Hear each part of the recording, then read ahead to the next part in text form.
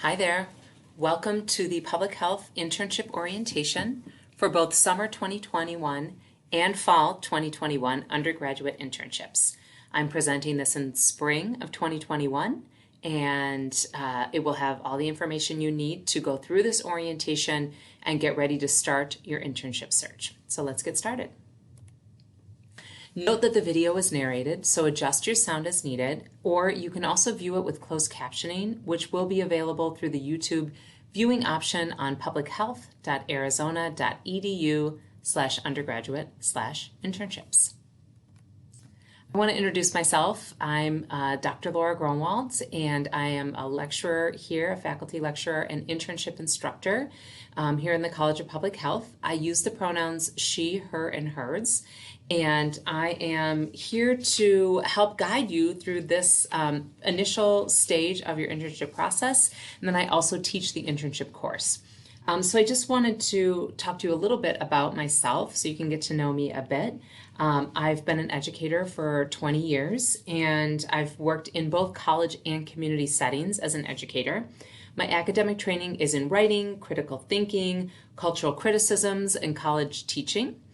And I have taught a lot from first year writing to civic engagement, gender and women's studies, literature and film. I now teach the public health narratives writing course here in the College of Public Health, which is a course that I created. I love teaching. It's super fun. I love engaging with public health students around stories that really bring public health issues to life. I also, as I was saying, have been a community educator. I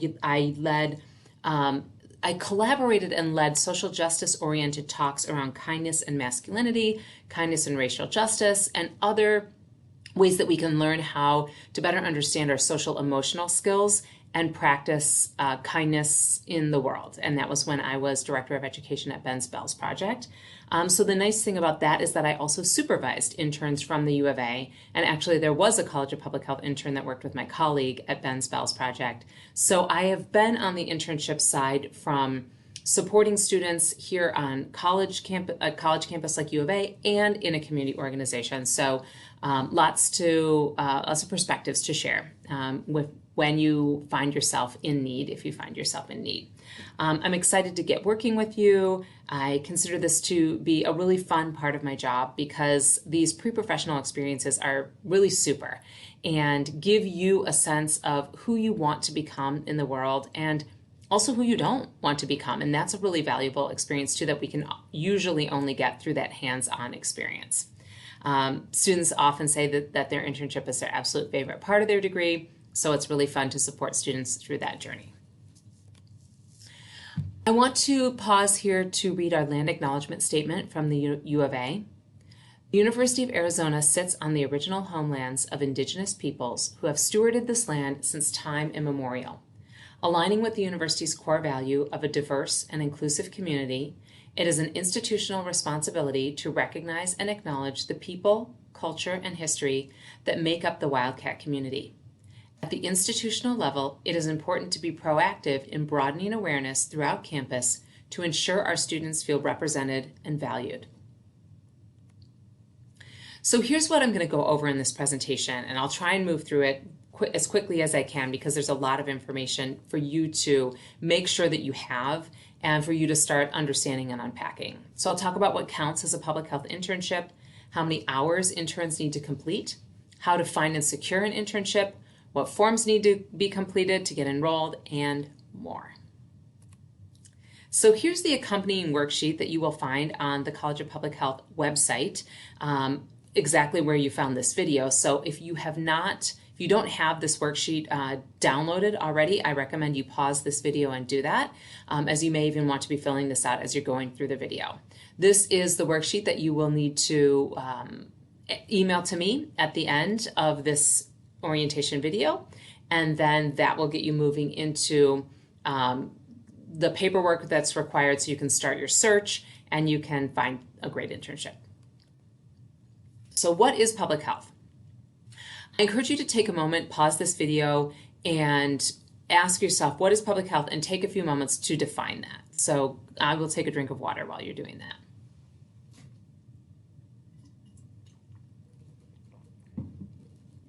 Okay.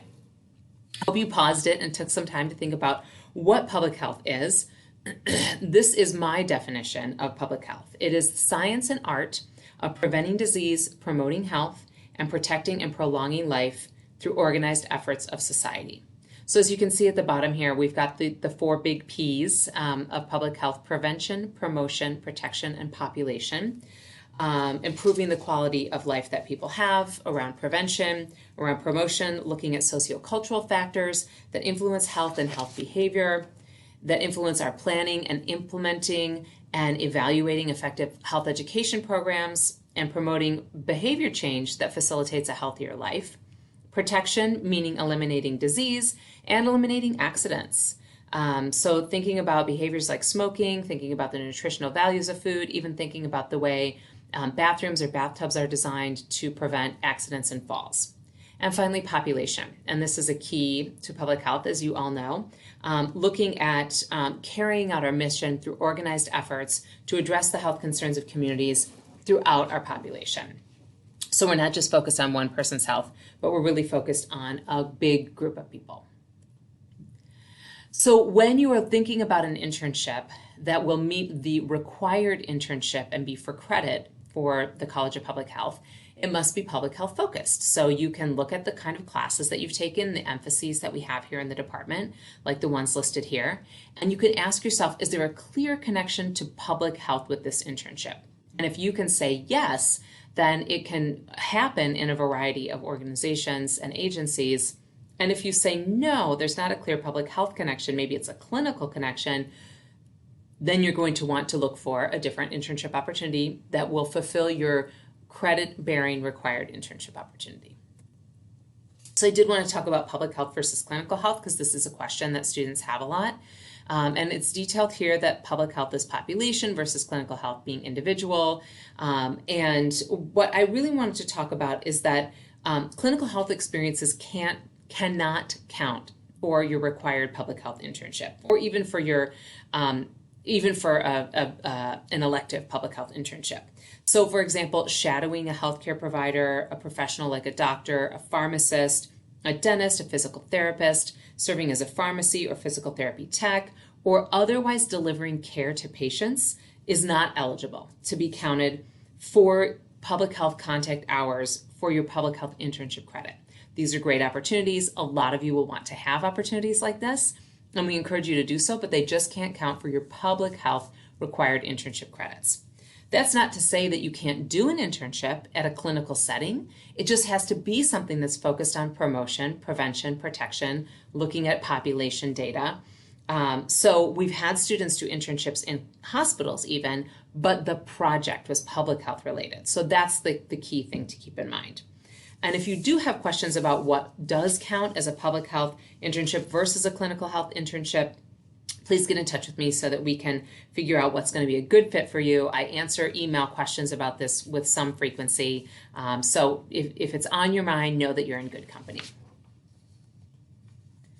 Why is a public health internship a requirement to graduate? Well, there's a lot of reasons that we value this in the department, in the College of Public Health, I should say. It gets you that hands-on experience that you just can't get in the classroom. It gives you practical application of classroom concepts. It really does help you clarify your interests within public health and healthcare. And I think you'll find even just doing the search for your internship will start to clarify some of those interests. It helps you prepare for life after graduation, and it expands your professional network. So a notice for summer 2021 internships. The College of Public Health and our COVID task force have decided that all internships and activities must be completed remotely for summer 2021. And this continues the policy that we've had since the middle of last March. All internships and activities must be fully remote.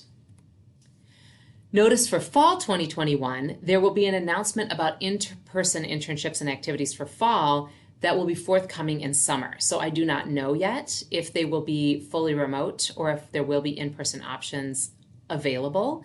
There's a lot that's going to shake down between now and June or early July, and that's when you should be looking for an announcement about fall 2021 internships. So here are your internship course options. The first option is one that you will all enroll in, HPS 493A. This is the required internship. There are 6 units of this HPS 493A required to graduate. If you are in the Honors College, you may take up to your 6 units of required internship as HPS 493H. And this is the honors option, and I'll talk about that in a little bit more detail later. And then if you've fulfilled your 6 required units to graduate, you can also complete up to 6 more elective internship units through HPS 493B, the elective internship. So this is a great option, and a lot of students take this. Sometimes students go to a new site, sometimes they continue at their site because they're just having such a good experience that they want to keep it going. So the required internship, as I mentioned, you need 6 units to graduate. The prerequisites are listed on the MEZCOPH page, but HPS 350 must be completed. You must be accepted into the professional major.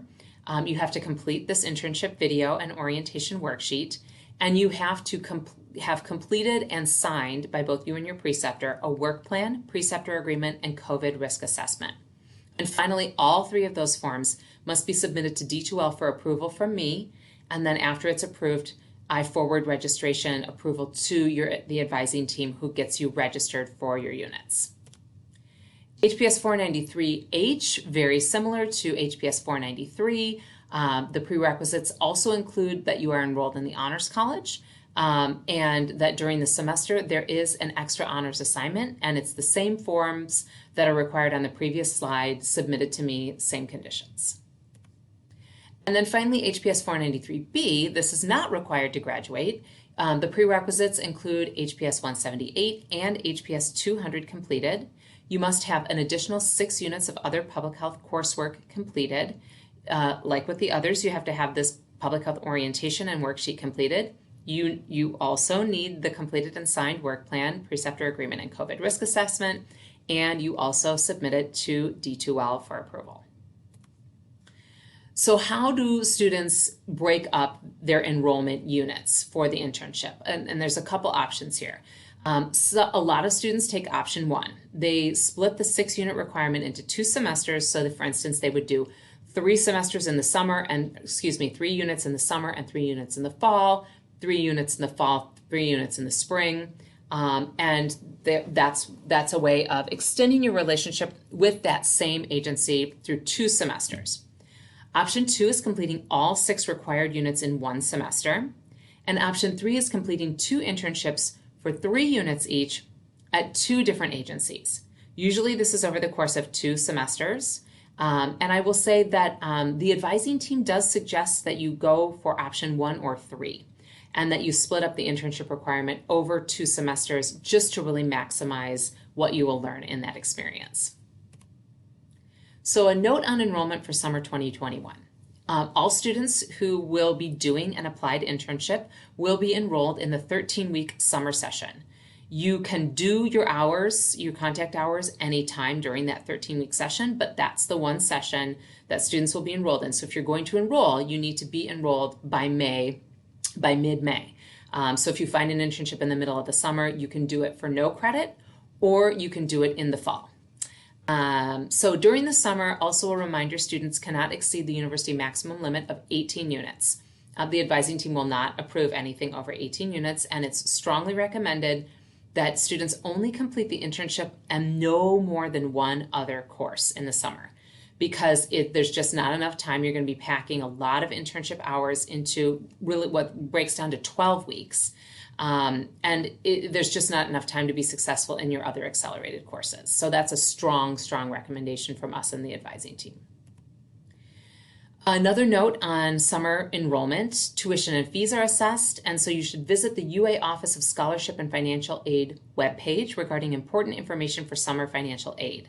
The MEZCOPH advising team can also talk with you about disbursement and scholarships. You will often have to have 6 units in your schedule, even if you haven't found your internship yet. So talk with your advisor about how you work that situation so that you will have the units you need on your record.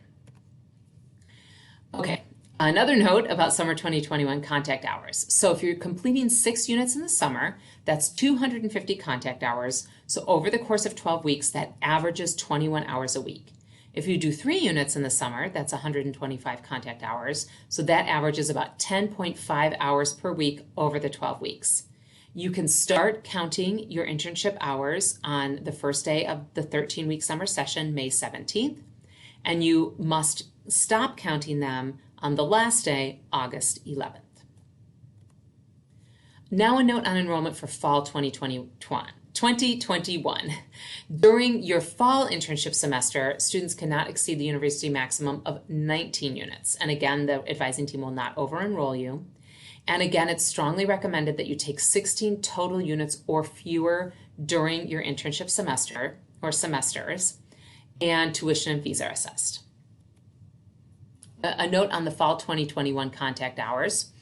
6 units, again, 250 hours. This time over 15 weeks is about 17 hours a week. 3 units, 125 contact hours. This time over 15 weeks is about 8.5 hours a week.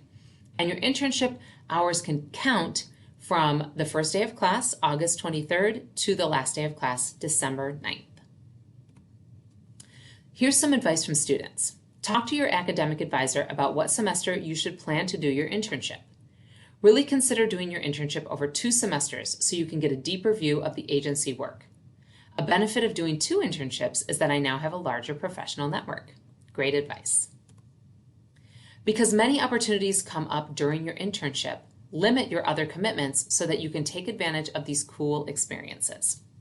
When planning your other classes, be sure to build in time it takes to get your internship site, to get to your internship site. Okay, so this is actually not going to be applicable for summer because all the internship hours will be fully remote. But when you're planning your other commitments, whether that's one other class or some other work commitments, be sure that you build in the time it's going to take you to complete your internship hours, to set up whatever you're going to need to set up, in terms of, I want to do my internship hours when my roommate is gone or my family's not there, those sorts of things. So there's still juggling to be done. It's just not going to be commuting via a vehicle in all likelihood. Okay, now the responsibilities. So your responsibilities as a student are to understand the internship criteria, to search for your own internship, to be professional when you're reaching out, to communicate your interests and needs, including that public health focus, to possible agencies and preceptors, and to complete any college and agency paperwork so that you can be enrolled in the units. My responsibilities as the course instructor, I share opportunities with students about internship sites, including postings on the Hub. And I would, if you're watching this, I would start looking at the Hub now because I've already posted summer opportunities and even a fall opportunity is up already. I review your required paperwork. I communicate with the College of Public Health advising team and they enroll you for your units once all of your paperwork's approved. And then I serve as an ongoing contact with you and the preceptor, and I grade the internship assignments and assign the final grade. The responsibilities of your site preceptor. This is your internship site supervisor. We use the word preceptor here in the College of Public Health. Your site preceptor will work with you to design and sign off on the required forms. And note that all of these forms are going to require your preceptor's signature. They will mentor you, they will answer any questions and resolve any issues. They will discuss issues with me if they arise, but mostly they're just going to be communicating directly with you. And they will complete a midterm and final evaluation, and they will sign off on your activity logs at midterm and final. Here's some more advice from students. Make a copy of the agency and preceptor responsibilities from the internship manual and give it to the preceptor when you're asking about opportunities or interviewing for a position. Great idea. Then you don't have any ambiguity. You will very likely be doing these on the phone or over Zoom, so you can just have a copy handy either on your screen or a printout so that you can talk about those with your potential internship preceptor. Now here's some tips on finding an internship. So with the summer internships being fully remote, you can be anywhere. As I said, we're not sure for fall, but the actually very cool thing about internships having had to go remote is that it's creating a lot of opportunity for students outside of where they actually live. And so I know our UA online students have been able to have a whole host of opportunities opened up to them. And even some of the students who are you may want to live at home in the summer. You could still do an internship here in Tucson if you wanted to. So it's really actually, there's a silver lining here to the internships being fully remote. You can really be anywhere, so don't limit yourself. If you want to intern in LA or Spain or Calgary, go for it and see what you can find. So here are some tips. The most important one is to start looking now. The students, I don't like to see students get in a situation where they're panicking right before the semester starts and they feel like they have to grasp at any internship opportunity they can find, and often they're not able to because they waited too long. So you want to get started looking now. Students do always find internships and graduate, but you can remove that stress and panic by starting to look now. Tell everyone you know, your network, tell your friends, your faculty, your parents' friends, your cousin that lives in San Francisco. Tell everyone, and then you never know where that opportunity is going to arise. And then take advantage of the college and the university resources. You can talk with your academic advisor about your interests. Our advising team is so awesome. They will really help you sort out what kind of internship you want to get started with. Follow up with guest speakers in your classes, read college and campus announcements, emails that come out once a week, and utilize the online resources available to you like the Hub and Handshake. So the Hub, as you know, is part of MEZCOPH, and you can find it right on our main page. And you log into a secure site, so it's a portal that not everyone can get into, but you can as a College of Public Health student. And then once you're there, you want to look for undergraduate students. You want to then look for internships and then look for undergraduate internship opportunities. And then it will take you to a listing. And I've broken up the listings by summer, fall, spring, and ongoing. So some are rolling projects that are longer term, and we have students placed there every semester. So those will be under ongoing. Look for specific notes on all of them. So right now, the summer listings, many of them are from last summer. There's a section at the top that are for this summer, 2021, and I will be updating those as I'm hearing from agencies and hearing from new opportunities. So you'll also want to go to the Hub because you can find some really helpful keywords. So in case you want to do a search on your own, or you're looking someplace else, you can look at the listings on the Hub and find the kinds of internships and the kinds of keywords that are being used to describe these great undergraduate opportunities. So then you can go someplace like Google and type in quote unquote healthy habits or epidemiology in Tucson or employee wellness program Phoenix, and you can look and see what is available in the area where you will be located or in the area. You know, like I said with the remote internships, maybe you're from Chicago, you're going to stay in Arizona, but you'd like to do an internship in Chicago. So then you can take some of these keywords and you can look in the Chicagoland area and see what you can find there. This is also going to be helpful for our fully online students, of course.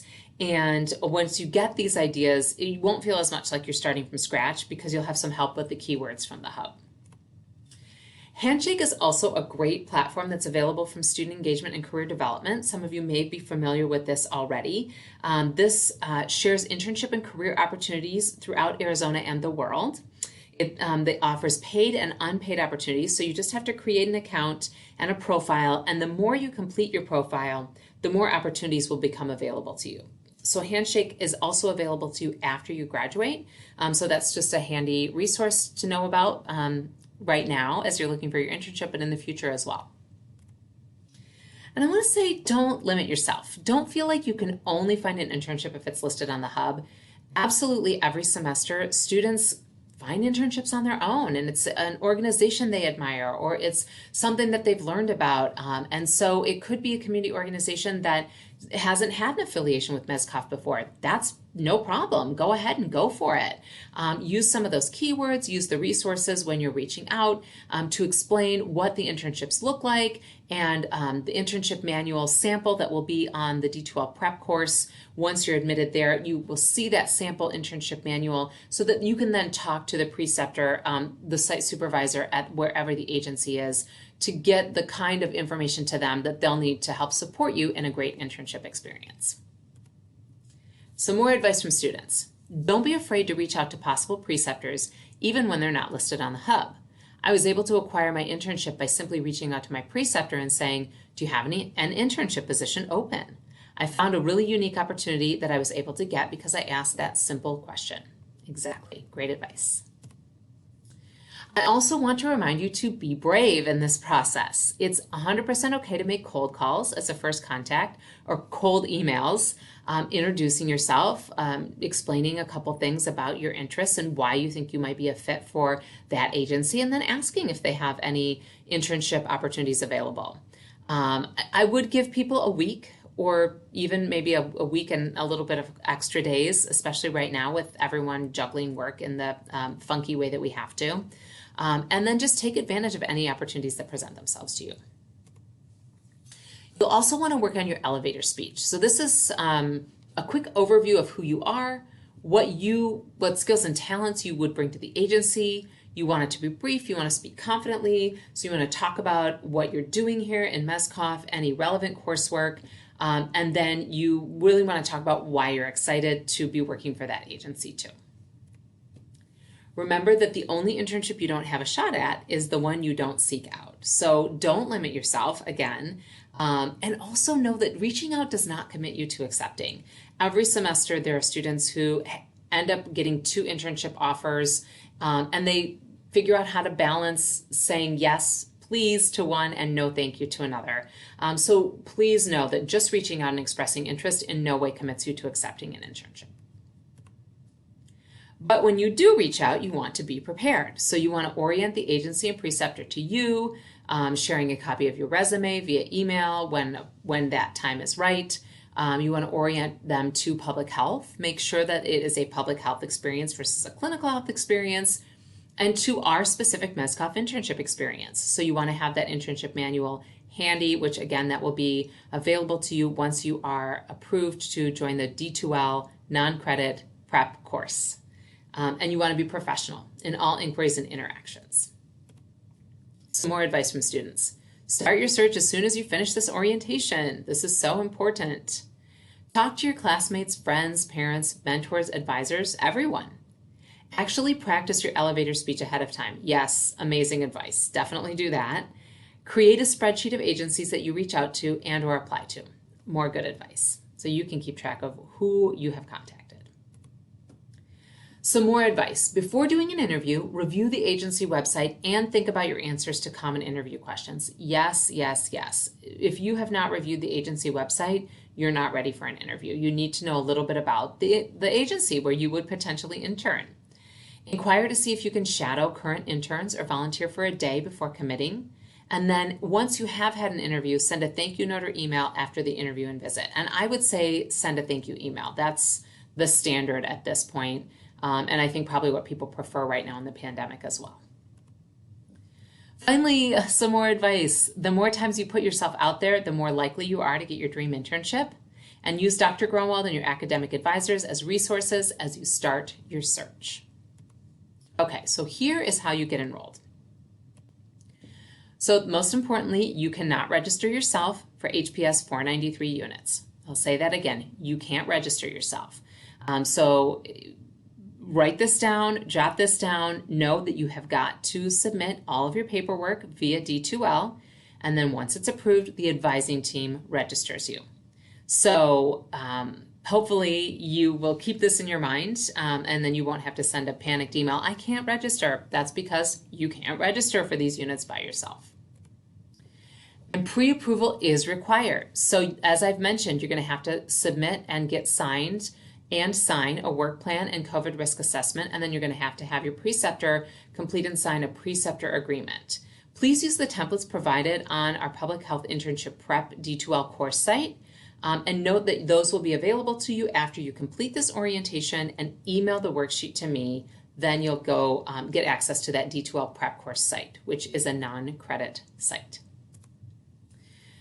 Your work plan. So part of the work plan is completed by you. It incorporates the university mandated assumption of risk and release. That is why it's very important for your signature to be on this form. It also requires the preceptor signature. You will also complete with your preceptor purpose statement, learning objectives, and proposed activities so that you are both on the same page about what your project will be. This is a screenshot of what the internship work plan looks like. Note that your work plan will not include, nor should your experience include, or exist solely of things like coffee runs, filing papers, and etc. The internship is not a burden, and it's not just a graduation requirement. It is a great opportunity to make meaningful contributions to the agency and the community. And I think you're going to be really pleasantly surprised by the kind of projects that our MEZCOPH undergrads get to work on. You will get a lot of responsibility, and you're going to learn some really cool skills.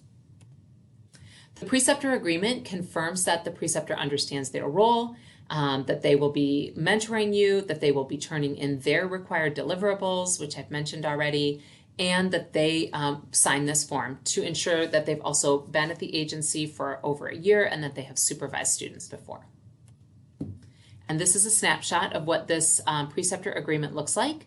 Note that in addition to the signature, you will provide a CV, resume, or bio sketch for our MEZCOPH files for your preceptor. And then the COVID risk assessment, this is a new form that we've been using since summer of 2020.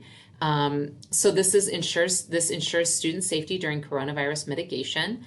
And as a reminder, all of your internships for summer 2021 must be fully remote, and please note that on the form.